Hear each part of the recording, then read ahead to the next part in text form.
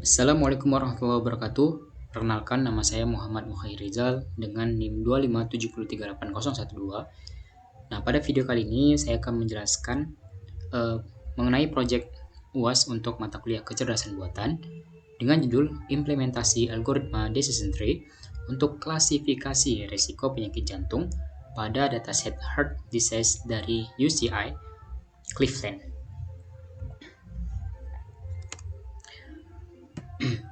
Nah, dataset ini merupakan dataset yang dikenal sebagai Heart Disease Dataset, yang mana dataset ini berasal dari UCI Machine Learning Repository. Ini merupakan salah satu dataset medis paling ikonik di dunia data science. Nah, berikut ini merupakan penjelasan lengkap mengenai dataset yang saya gunakan, di mana sumber dataset itu berasal dari UCI Machine Learning Repository, dengan tujuan untuk mengklasifikasikan apakah seorang pasien memiliki penyakit jantung yang direpresentasikan dengan angka 1 dan tidak yang direpresentasikan dengan angka 0. Total data dari dataset ini berjumlah 303 sampel pasien, dan ini merupakan jumlah sebelum pembersihan data.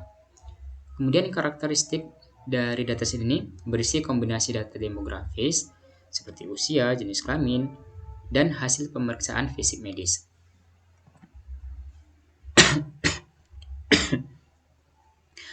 Nah, pada dataset ini terdapat 9 atribut yang digunakan. Jadi yang pertama ada age atau nama medisnya itu usia, di mana usia pasien dalam satuan tahun. Kemudian ada seks atau nama medisnya itu jenis kelamin. Nah, penjelasannya, jenis kelamin akan direpresentasikan dengan angka 1 jika itu laki-laki dan angka 0 jika itu perempuan.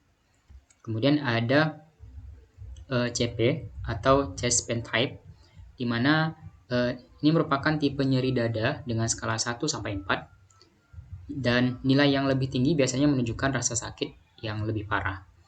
Kemudian ada TREST BPS, ini merupakan resting blood pressure, yang mana ini merupakan tekanan darah saat istirahat, tentu dalam satuan mmHg.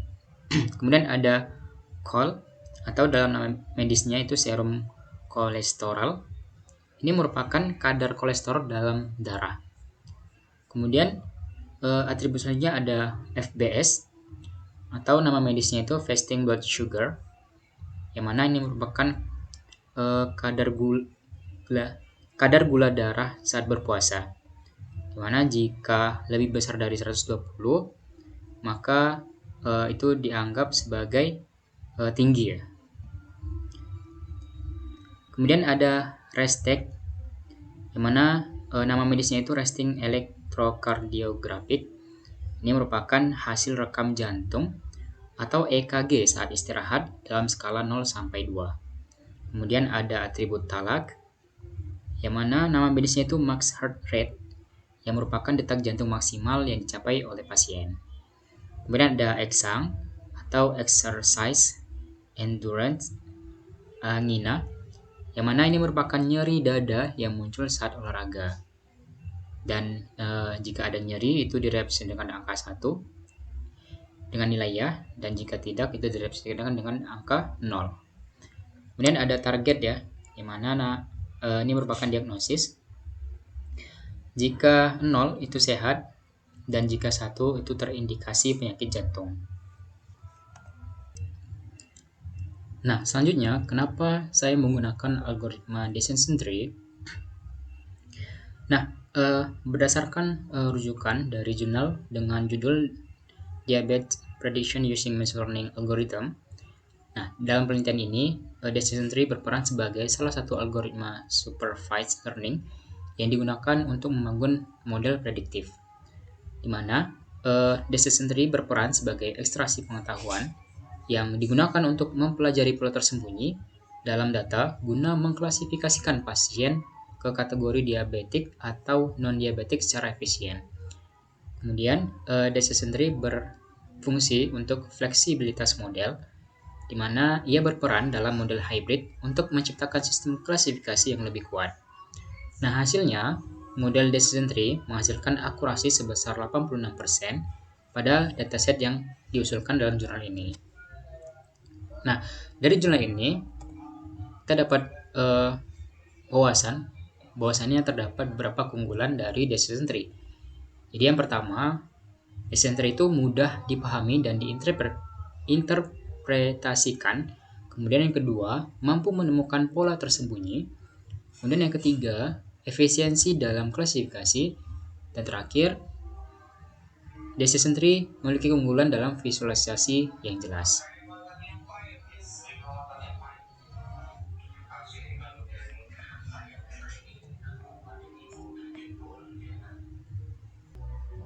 Baik, selanjutnya saya akan membahas mengenai source code untuk implementasi dari decision tree. Nah, di sini saya menggunakan bahasa pemrograman Python dengan menggunakan Google Colab untuk mengeksekusi programnya.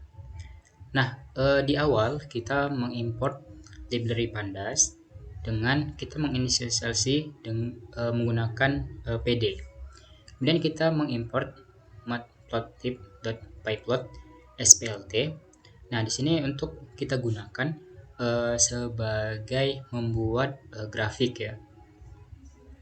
Nah, selanjutnya kita memanggil ya sklearn.model_selection. Lalu kita import train test split. Nah, ini digunakan untuk memisahkan ya data train dan data yang dites. Kemudian dari sklearn.tree kita mengimport decision tree klasifikasi. Nah, di sini kita mengimport klasifikasi dengan decision tree. Selanjutnya dari sklearn.matrix kita akan mengimport skor untuk akurasi dan laporan untuk klasifikasi.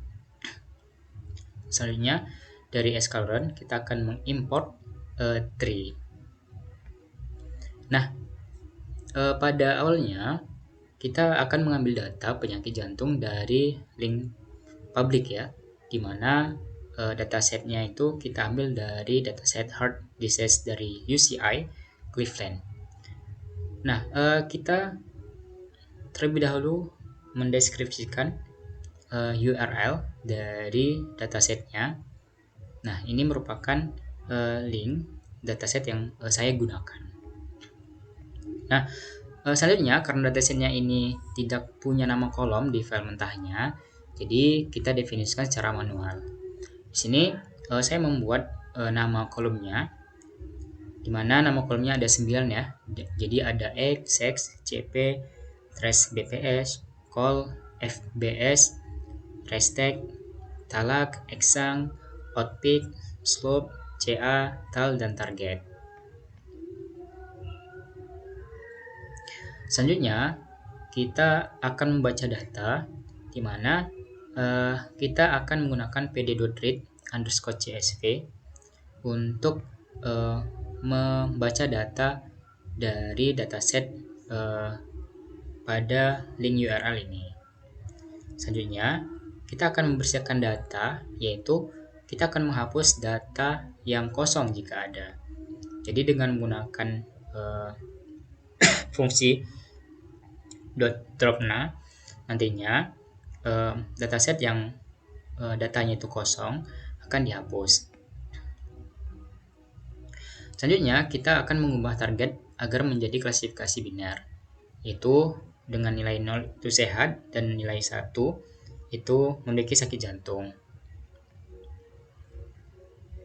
Nah, ini merupakan target-target yang telah kita tentukan, di mana kita mendeskripsikan TF dalam tanda kurung siku target, di mana target akan diaplikasikan pada nilai X itu 1 ya, jika terdapat sakit jantung, dan nilai X 0 ya jika itu sehat. Kemudian kita akan menyederhanakan atributnya, yaitu dengan mengambil 9 kolom pertama saja sesuai dengan rencana awal. Nah, ini merupakan programnya. Jadi kita mengambil 9 kolom pertama saja. Kemudian di sini kita akan menampilkan 5 data teratas dengan menggunakan fungsi .head. Nah, jadi .head ini merupakan fungsi untuk kita dapat menginspeksi dataset yang kita gunakan seperti itu. Nah, program selanjutnya di sini kita akan menentukan X sebagai fitur atau gejala dan Y sebagai target atau hasil, di mana hasilnya 0 itu sama dengan sehat dan 1 itu sama dengan sakit. Kemudian terdapat sintaks di mana X sama dengan df_simple.drop dalam tanda kurung columns sama dengan target. Nah, pada kode ini kita membuat variabel X yang berisi seluruh atribut medis seperti usia, tipe nyeri dada, dan detak jantung. Namun, kita akan menghapus kolom hasil diagnosa. Nah, kemudian selanjutnya ada sintaks Y sama dengan df_simple dalam tanda kurung target. Di mana kode ini kita akan membuat variabel Y yang hanya berisi kolom target yaitu 0 atau 1. Selanjutnya, kita akan membagi data di mana 80% untuk latihan atau training dan 20% untuk ujian atau testing. Nah, di sini kita mendeskripsikan terlebih dahulu X sebagai train, X sebagai tes, kemudian Y sebagai train dan Y sebagai tes. Lalu kemudian kita split train underscore test underscore split dengan test size 0,2 dan random state sama dengan 42. Nah, maksud test size sama dengan 0,2 ini yaitu di sini kita menentukan bahwa 20% data akan disimpan sebagai data uji. Kemudian 80% sisanya kita akan alokasikan sebagai data latih. Nah, random state sama dengan 42 ini merupakan pengunci acak ya, dimana nantinya kita akan memastikan hasil pembagian data tetap konsisten setiap kali program dijalankan. Nah, apabila program berhasil, nantinya akan ditampilkan ya bahwasannya data berhasil diproses. Kemudian akan ditampilkan juga jumlah data latihan. Kemudian akan ditampilkan juga jumlah data ujian.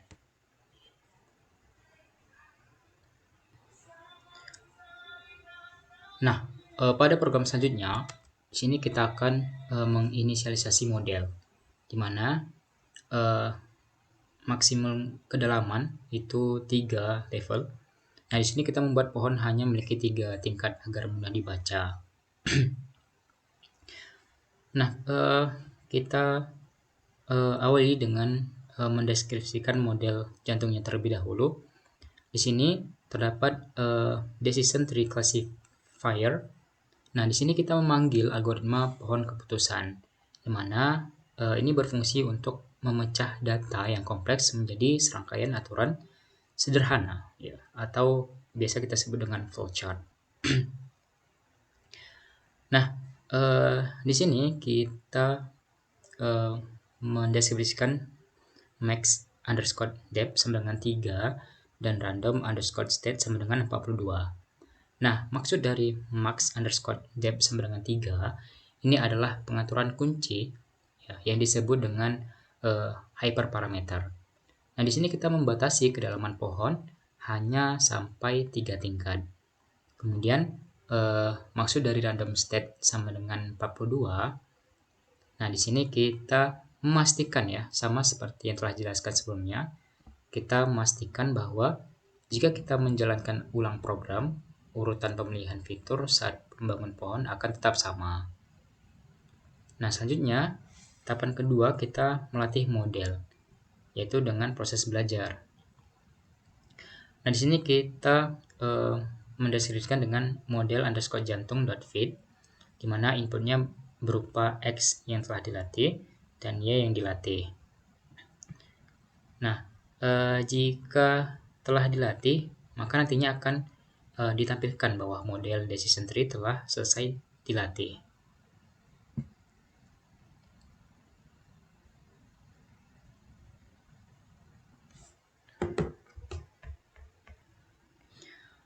Nah, selanjutnya, ini merupakan program yang digunakan untuk memvisualisasikan logika decision tree. Nantinya, program akan menampilkan bagaimana bentuk dari decision tree untuk diagnosa penyakit jantung. Nah, selanjutnya kita akan melakukan evaluasi dan laporan akurasi lengkap. Nah, di sini yang pertama, model akan melakukan prediksi terhadap data uji atau X-text. Nah, di sini kita membuat Y prediksi sama dengan model jantung .predict dalam kurung X-text. Nah, ini pada baris ini model nantinya diminta untuk menebak hasil diagnosa pasien pada data uji atau X-test. Nah, model akan menggunakan aturan yang dipelajari saat latihan. Tentu untuk menentukan apakah pasien tersebut sehat atau memiliki sakit jantung. Kemudian kita menghitung presentase akurasi, di mana di sini kita buat akurasi sama dengan akurasi _score Y test Y prediksi. Kode ini kemudian akan membandingkan tebakan mesin atau sebagai Y prediksi dengan kunci jawaban asli ya dari dokter atau Y test. Kemudian akurasi dihitung sebagai rasio jumlah prediksi yang benar dibagi dengan total seluruh sampel yang diuji. Dan hasilnya akan dikalikan 100 untuk mendapatkan presentasi.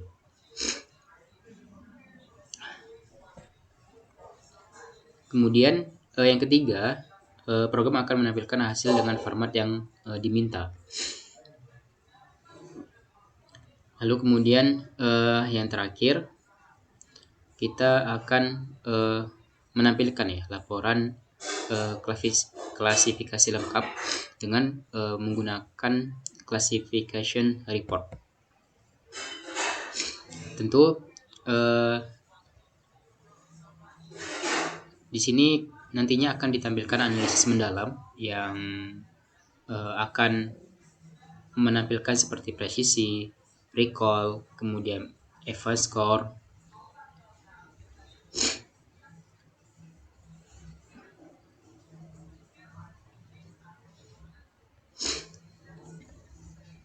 Nah, kemudian kita akan melakukan visualisasi data, di mana kita pertama sekali akan mengimport sebuah library Seaborn yang akan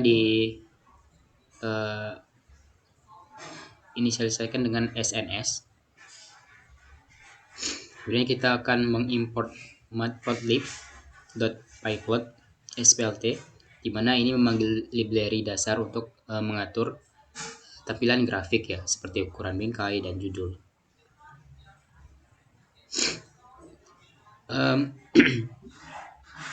Kita akan menggunakan df_simple karena itu adalah variabel yang kita pakai di tahap 1 dan 2.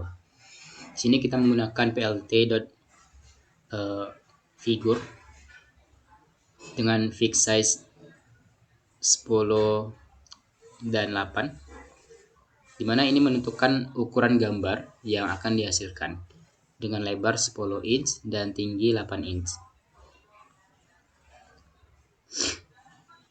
Selanjutnya kita menghitung korelasi antar fitur.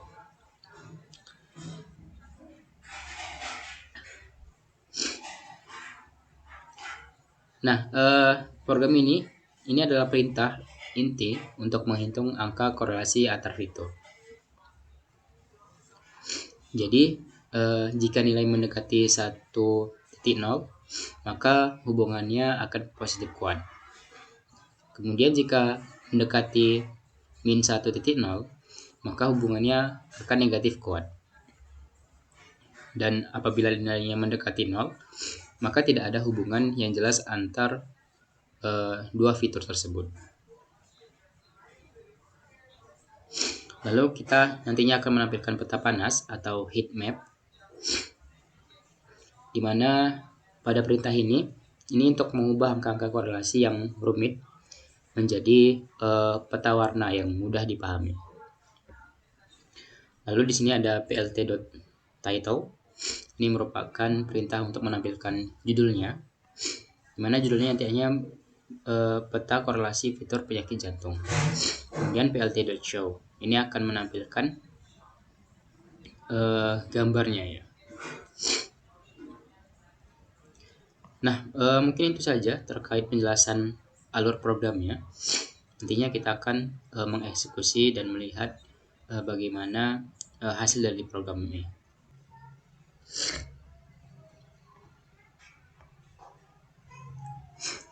Nah, baik, selanjutnya kita akan mengeksekusi tiap programnya. Nah, pada program pertama kita akan menampilkan data, mengambil data dan menampilkan data. Langsung saja kita eksekusi. Nah, ini merupakan tampilan datanya, yang mana tampilan datanya terdapat atribut umur, jenis kelamin, nyeri dada, trace BPS, call, FBS, restek, talak, eksang, dan target. Nah, kemudian ini merupakan penjelasan datanya, di mana untuk data umur sendiri itu memiliki rata-rata 54 tahun, di mana minimalnya itu 29 tahun, kemudian maksimalnya itu 77 tahun. Kemudian ada jenis kelamin, yang mana tuh jenis kelaminnya ini dominasi oleh laki-laki ya, karena nilainya itu 1. Kemudian ada nyeri, ini ada nyeri ya, dimana rata-rata itu bernilai 3. Dan kemudian ini penjelasan untuk atribut lainnya serta targetnya. Kemudian selanjutnya kita akan menentukan X fitur gejala dan Y sebagai target hasil. Nah, di sini kita akan memproses ya. Dia akan menampilkan bahwasanya data berhasil diproses dan akan menampilkan jumlah data latih dan data ujinya. Kita langsung saja. Nah, ini merupakan hasilnya, di mana data berhasil diproses dengan jumlah data latih itu sebanyak 237 pasien dan jumlah data uji sebanyak 60 pasien. Ya, selanjutnya ini kita akan melatih ya model dengan decision tree. Kita langsung saja. Nah, di sini akan menampilkan bahwasanya model decision tree telah selesai dilatih. Nah, selanjutnya ini merupakan visualisasi ya, program untuk memvisualisasi logika untuk decision tree dalam mendiagnosa penyakit jantung. Kita langsung saja run.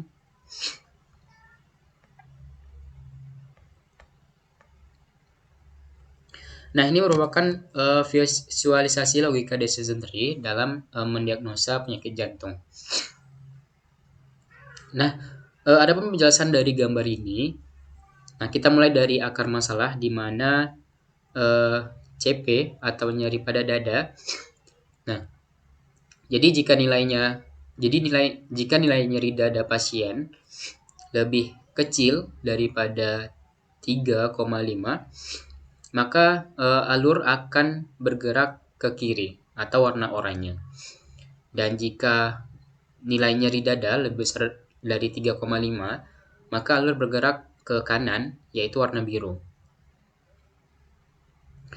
Nah, cabang ke kiri itu merupakan potensi sehat.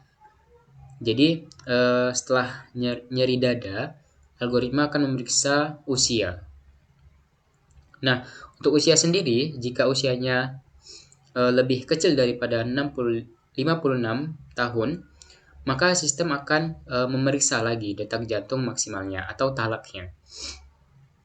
Kemudian mayoritas pasien di jalur ini diklasifikasikan sebagai sehat.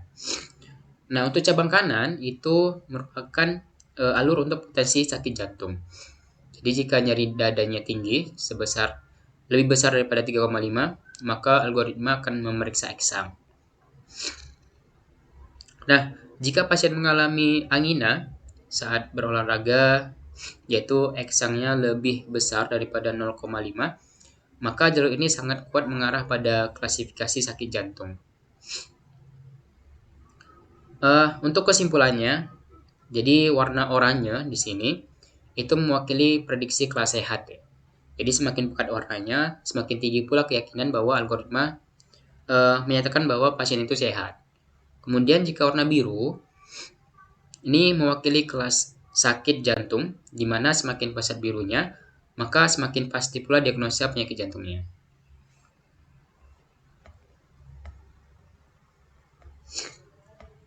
Nah, selanjutnya di sini kita akan melihat bagaimana evaluasi dan laporan akurasi lengkapnya. Kita langsung saja.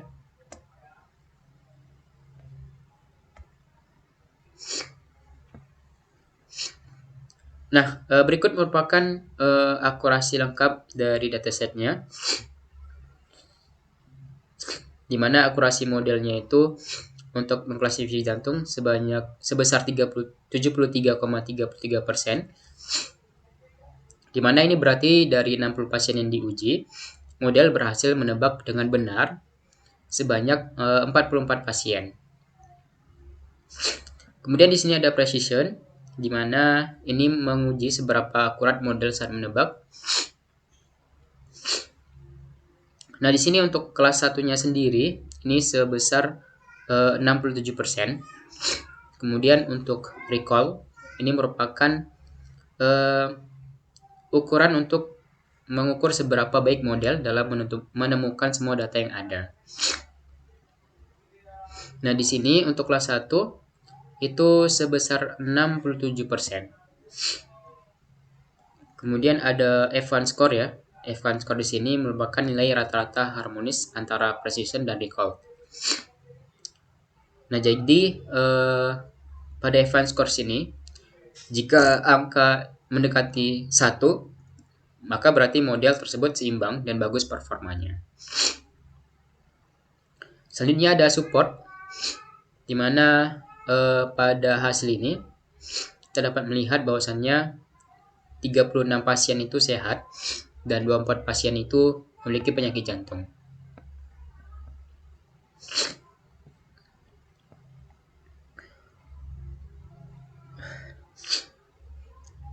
Nah, sini akurasi ya. Akurasi di sini sebanyak 73%.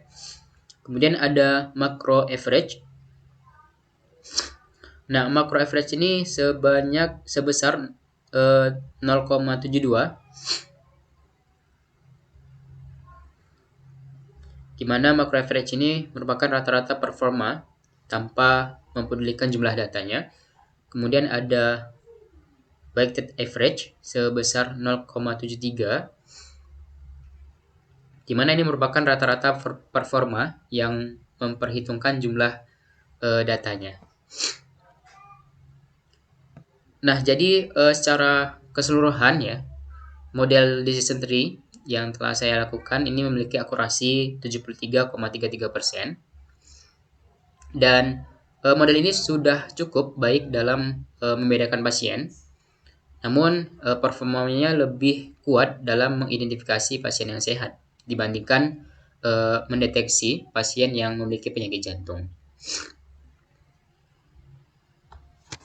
Selanjutnya kita akan melihat bagaimana heat map-nya. Kita langsung saja eksekusi.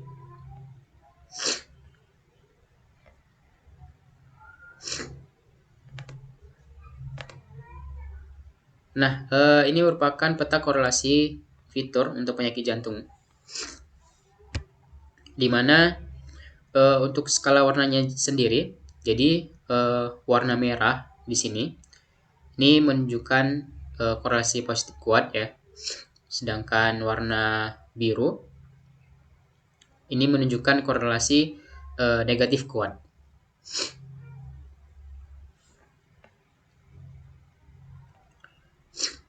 Nah, di sini merupakan kalau kita lihat baris paling bawah yaitu targetnya, di mana atribut CP, ini merupakan CP dan eksang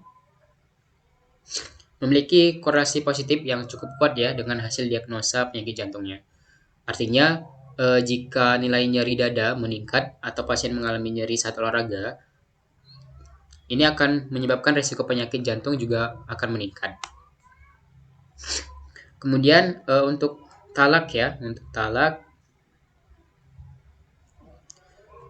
Nah, untuk talak sendiri ini memiliki korelasi negatif dengan target, di mana hal ini menunjukkan bahwa detak jantung maksimal yang rendah sering kali berhubungan dengan adanya indikasi penyakit jantung. Lalu diagonal ini ya, diagonal angka 1 ini membentuk garis diagonal merah, di mana ini menunjukkan hubungan variabel dengan dirinya sendiri yang pastinya sempurna. Nah, dari uji coba melalui dataset yang telah kita lakukan tadi, kita dapat menyimpulkan bahwasannya model klasifikasi penyakit jantung ini adalah model yang telah mencapai tingkat akurasi 73,33%, yang mana model ini sangat handal dalam mengidentifikasi pasien yang sehat dengan tingkat keberhasilan 78%. Namun, model masih perlu ditingkatkan dalam mendeteksi pasien yang sakit jantung, karena saat ini baru mencapai 67%. Nah, untuk pengembangan ke depan, kita bisa menambahkan lebih banyak data pasien sakit jantung agar model lebih sensitif dan akurat dalam melakukan diagnosa medis. Itu saja penjelasan mengenai tugas 2, proyek 2 untuk mata kuliah kecerdasan buatan saya. Kurang lebih saya mohon maaf. Assalamualaikum warahmatullahi wabarakatuh.